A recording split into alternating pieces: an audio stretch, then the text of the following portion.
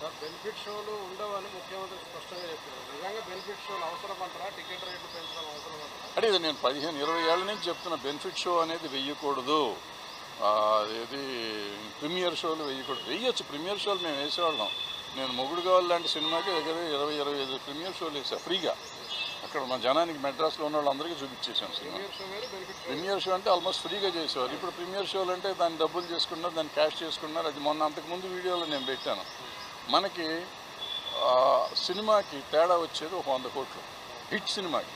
Flop సినిమాకి అయితే flop అయితే ఏ రూపాయి తేడా రాదు. టికెట్ రేట్ పెంచినా తేడా రాదు, టికెట్ రేట్ తగ్గించినా తేడా రాదు. సో ఈ పెంచిన 100 కోట్లు వచ్చిందంటే 1000 కోట్లు చేస్తుంది సినిమా. 1000 కోట్లు చేసిన సినిమాకి 100 కోట్లు తగ్గితే కొంపే మనకు. ఎందుకంటే ఇలా 500 కోట్లు మించి సినిమా తీయలేము మనం ఎంత ఖర్చు పెట్టినా కానీ. అంటే 1000 కోట్లు చేస్తే 500 కోట్లు ఆల్మోస్ట్ ప్రాఫిట్ ఉంటుంది. 100 కోట్లు తగ్గినందుకు 400 కోట్లతో సాటిస్ఫై అవ్వమా, లేదు ఈ 100 కోట్లు కూడా ఆంధ్ర తెలంగాణ ప్రజల మీద వెయ్యాలా అనేది ఆలోచించుకోవాల్సింది పబ్లిక్ ఆలోచించాలి, ప్రొడ్యూసర్లు ఆలోచించాలి, ఆర్టిస్టులు ఆలోచించాలి, డైరెక్టర్లు ఆలోచించాలి.